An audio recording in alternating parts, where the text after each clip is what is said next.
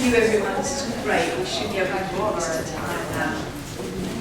It's my pleasure to introduce the next speaker, who is Reza Assasi from McGill University. He's going to be speaking on a bull slayer encompassed by zodiac signs, revisiting Mithraic art. So over to you, Reza.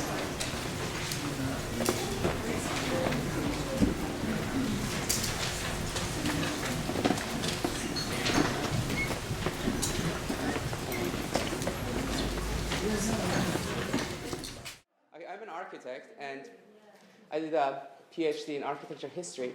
I studied Roman architecture and Archaeoastronomy, and that took me to mythology, astrology, astronomy, and Mithraic studies. I'm going to talk about Mithraic art today. Well, I'm pretty sure many of you have already seen this image in the Museum of London. This belongs to the 3rd century. And Roman mystery called Mithraism. In this image, a young man wearing a Phrygian cap kills a bull. The bull faces the right, and the bull slayer turns his head from the bull while killing the bull. There are 2 other men wearing Phrygian caps, one on each side, bearing torches in opposite directions. And there is a scorpion attached to the bull's genitals. Yeah, a very strange scene. And a complete zodiac encircles the scene. In elaborated form, a raven, a lion, a cock, a snake, and a dog also appear in the scene. And because of the secret nature of this cult in Roman antiquity, almost no considerable written narratives or theology from the religion survive.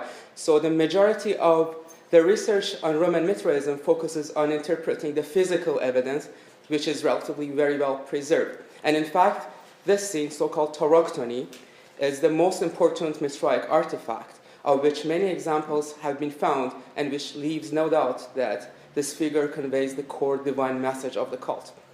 Probably we can identify some astrological symbols in this scene, such as raven, the corvus, hydra, the snake, creator, and the dog is Canis Minor, and the lion is probably Leo, scorpion is Scorpius, and the bull is Taurus, of which we have reports from the 3rd century Platonist Porphyry that tells the bull is Taurus here. But who is Mithras himself, and what is this scene all about? Well, no one really knows. Mithraism is a modern term for what used to be called the mysteries of Mithras, or the mysteries of Persians in antiquity. Mithras is the Greek adaptation of the name of the Persian god Mithra, and although the Romans believed in a Persian origin for this cult, finding its origins has been one of the controversies among modern scholars.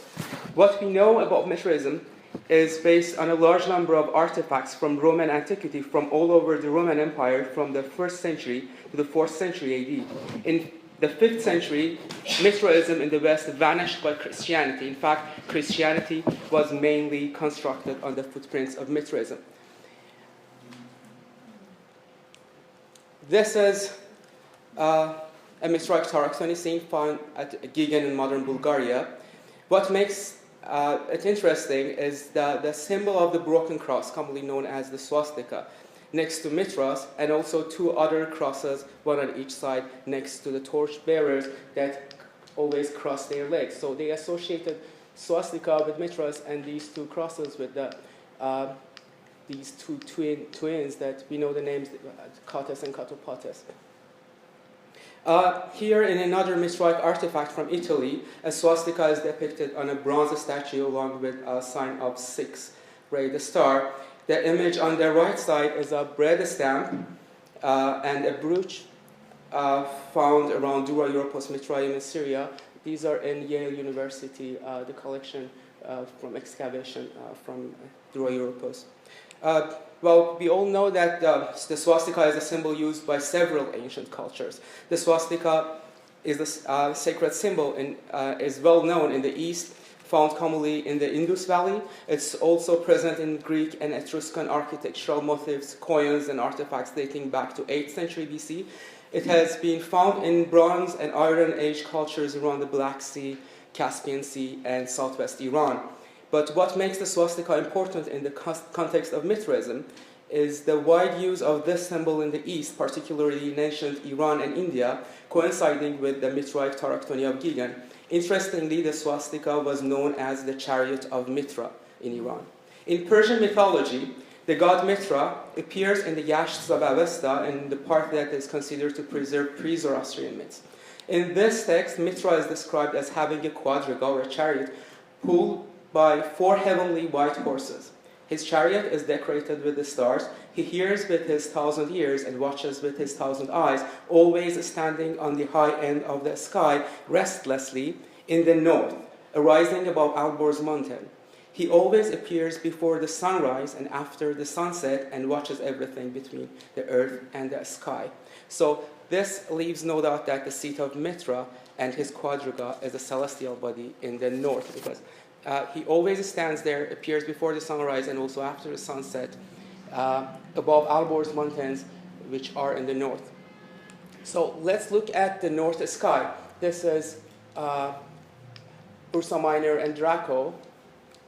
And we can recognize a clockwise swastika. Its center is Zeta Draco.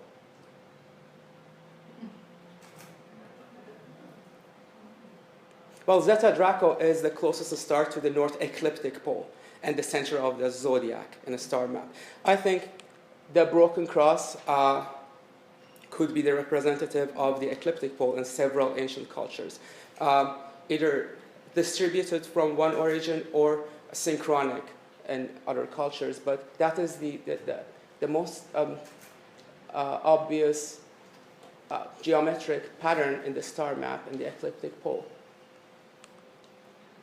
Well, this is an artifact, a Greek-style artifact from 300 BC found in Canossa, a city under Hellenistic influence that became an ally with Rome. What we see here is symbols of the sun, along with the swastika. Here, swastika, sun, and swastika, another symbol of sun. And we have another bigger swastika with the star, and we have the sun orbiting around it. But what is the relationship between swastika and Mithras? Well, we know that the axial precession of the Earth also takes place around the ecliptic poles. Therefore, the north ecliptic pole is the same as the north precessional pole. The north equatorial pole and other celestial bodies rotate clockwise around this point. As an observational consequence of precession, the constellations of the zodiac remain on the ecliptic but shift backwards almost one sign every 2 millennia, which are known as astrological ages. Each astrological age is named after the pair of zodiac signs rising or setting on the equinoctial points in that age, representing the sign of the spring or fall equinox. The precession forces all the constellations to change their position except the swastika, which revolves slowly round in its clockwise direction around its center, Zeta Draco. This way, Corvus, Crater, Hydra, and Canis Minor, which appear in Mithraic Tarakhtoni, can represent the equinoctial constellations of particular ages, followed by the age of Leo Aquarius, which is around 10,000 BC. Well, for sure, the Roman Mithraism never tracked the precession for so long, but knowing the fact that the celestial bodies rotate clockwise around the ecliptic pole, they simply tried to reverse engineer the cosmic clock and demonstrate the universe in 6 ages in a coded scene. In this binary system, the great cycle of the world adds up to 12 millennia. The concept of the great year, or 12,000 years, consisting of 6 ages, half evil and half peaceful, is the Zurvanite belief in ancient Iran. Zurvan is the concept of time, supreme god and primordial creator deity in Iranian mythology. According to myth, Zurvan wished to have a son who would create heaven, earth, and all beings, but two sons were conceived, Urmaz the good and Ahriman the evil. In finite time and space, which exists for 12,000 years, there is a battle between good and evil. There is also a treaty between Urmaz and Ahriman to keep the balance and prevent Ahriman from ruling for more than half of the ages. The mediator who keeps the treaty is Mithra. Now we can draw a scheme to understand the cosmic image of Mithra. Mithra is the god of cosmic order, the divinity who keeps the treaties, the god of vast pastures, who rises on the north sky, never sleeps, and watches everything with his 1,000 eyes. His chariot is the swastika driven by 4 white horses running smoothly through the ages of time. If we look more carefully at the proposed celestial swastika, we can even draw the star map of the 4 horses of this constellation pulling the swastika in its clockwise direction around the center. This is a real image I took, and I draw the horses.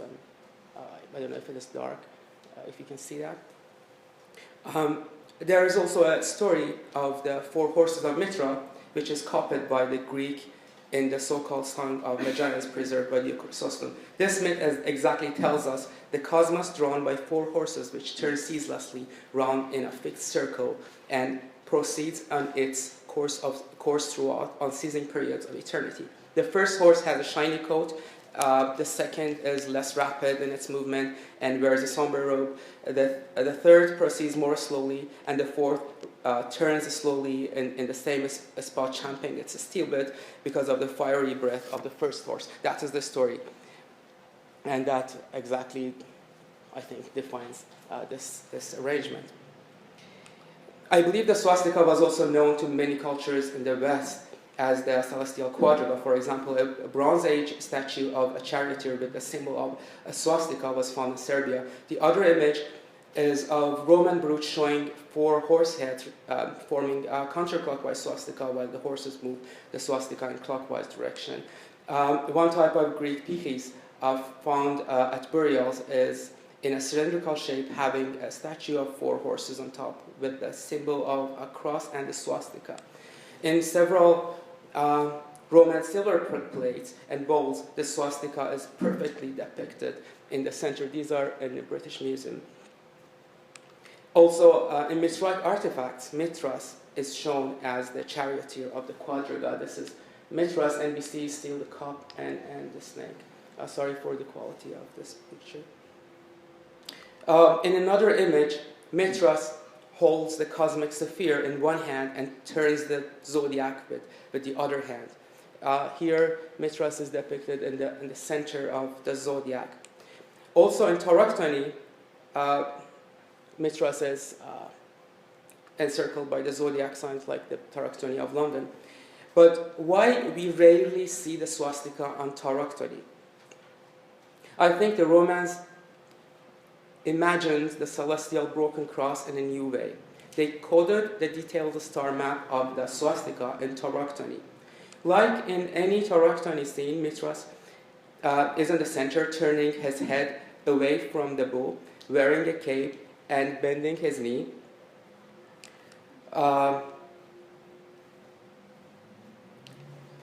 So, can we assume that this is the elaborated form of the swastika? In this image also, the bull points to Taurus and scorpion points to Scorpio on the zodiac. So this might also give us coordination references to map the image on the star map. Well, here is the ecliptic pole.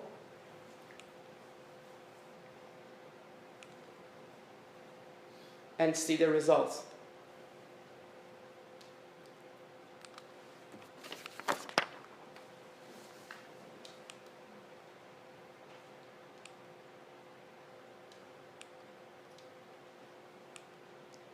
By overlaying any Mithraic bulbous layer on the ecliptic pole, we can see that it can match this star map.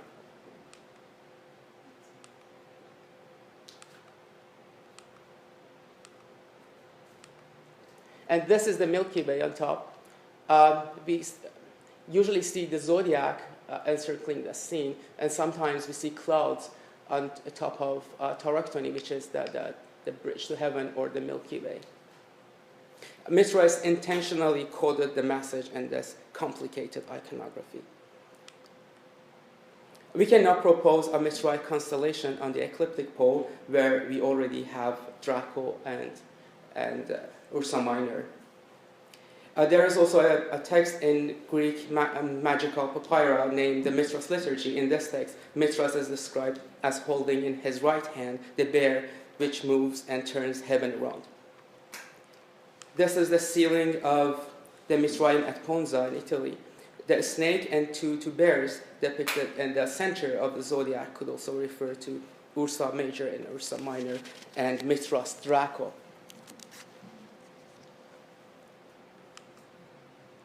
Well, interestingly, in this alignment, Corvus, Crater, Hydra, Taurus, Scorpion, Leo, Canis Minor all fit in the alignment.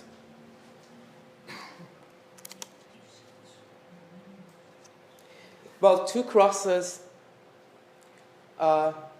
next to Mithras, or the torchbearers, could be the intersection of ecliptic and galactic plane, or the Milky Way, on two sides, which my colleague George Latura published on it about the visible cross in the sky when the zodiacal light intersects with the Milky Way. And that is a visible cross in the sky, and he believes that it was very well known to Greek and the Romans.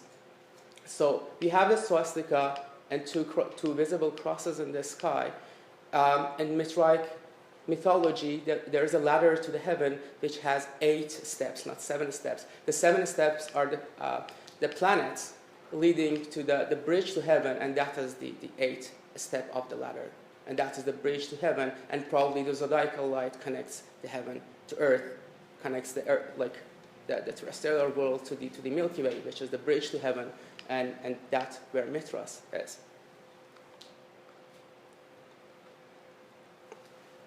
Well, in Christian art, we see almost the same elements. We can even see 3 crucified men in the crucifixion scene, as we see Mithras and 2 torchbearers with crossed legs in Tauroctony. Even the sun and the moon above the crucifix seem to be copied from the Mithraic art. And no wonder we still see Jesus surrounded by the zodiac in Christian art. Apparently Mithras is the original Roman crucified god, surrounded by 12 disciples.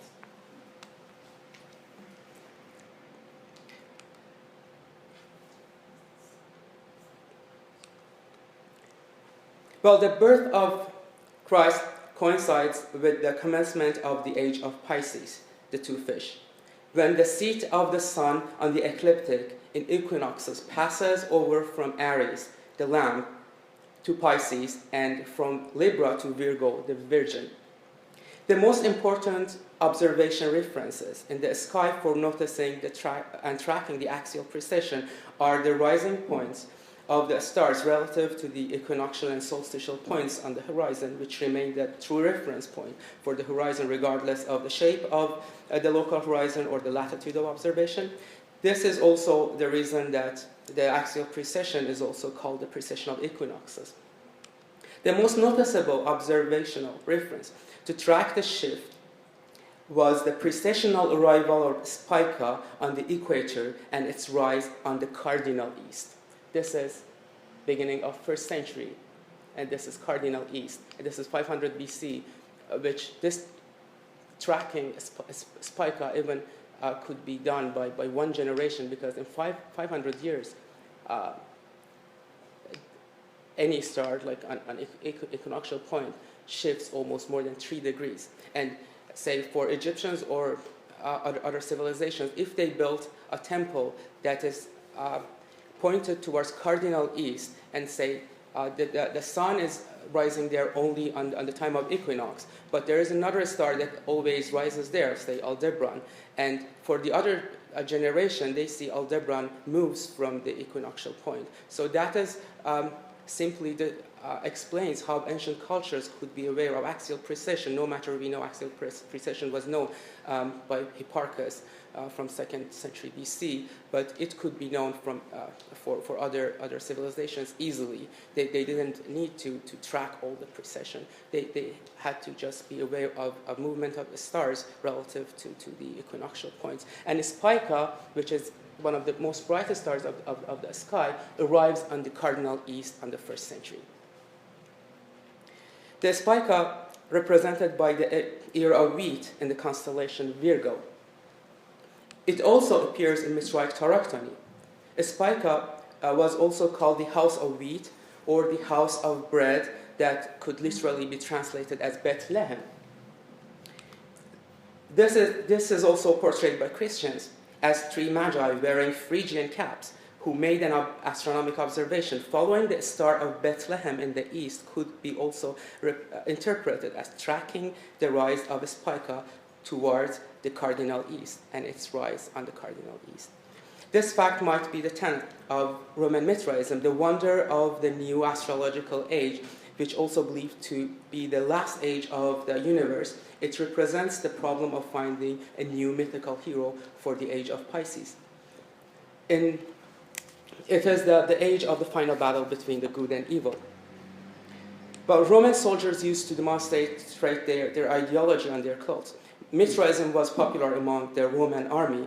The image on the left shows a soldier in a Roman mosaic wearing a swastika. The image on the right is an early Christian painting from the Via Latina catacombs in Rome, showing Moses wearing a swastika on his robe, crossing the Red Sea under a star. This brings us to new questions. Why did early Christians associate the symbol of the swastika with Moses? Was the astrological meaning of the symbol known to some Romans and the early Christians? Did Romans and early Christians associate astrological ages with Moses and Jesus as Mithras did with Mithras? We don't know the answers for sure, but what we do know for sure is the fact that the sky had a very significant influence on ancient civilizations, and that this influence seems to have continued in altered ways into later cultures, and therefore may have had more significant influence on our modern civilization than we realize. Thank you.